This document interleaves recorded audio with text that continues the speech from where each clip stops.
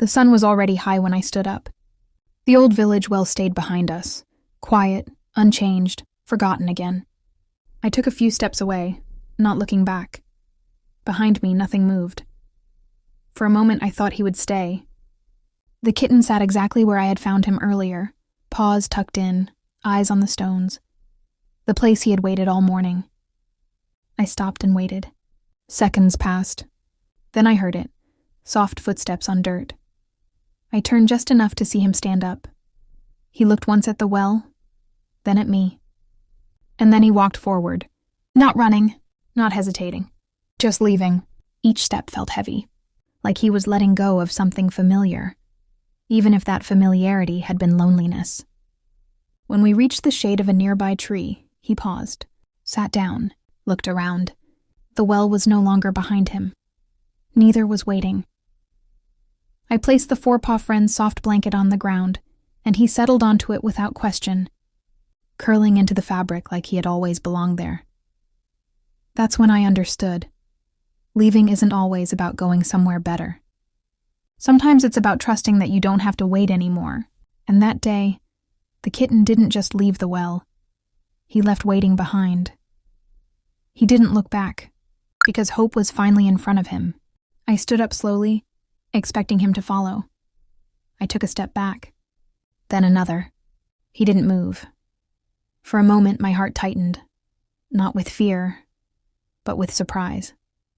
The kitten stayed right where he was, stretched out on the FourPawFriends soft blanket, eyes half closed, breathing steady. People passed nearby. Voices rose and faded. Life continued.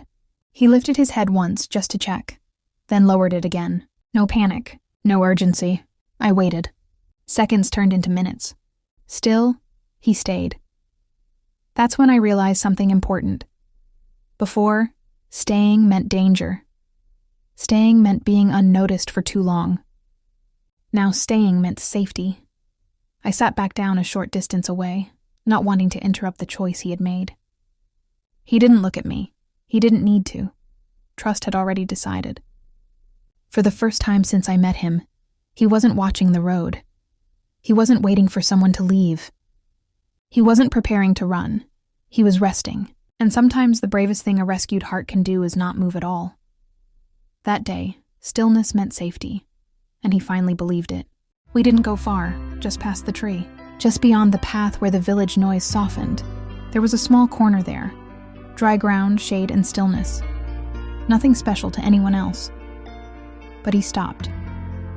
The kitten looked around carefully, then circled once, slow, thoughtful.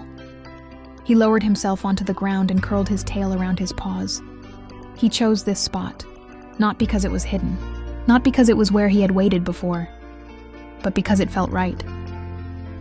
I placed the FourPawFriends soft blanket beside him, not onto him, giving him the option. He watched for a moment, then stood up and stepped onto it himself. That mattered. He lay down fully this time, body stretched, eyes half closed. No tension, no scanning. People passed by on the road nearby. He lifted his head once, then rested it back down. That's when I understood. This was about being rescued anymore. This was about belonging. The first place he chose wasn't perfect, it wasn't permanent, but it was his. And for a kitten who had spent so long waiting by a well, choosing a place, any place, was everything. Belonging begins the moment someone is free to choose.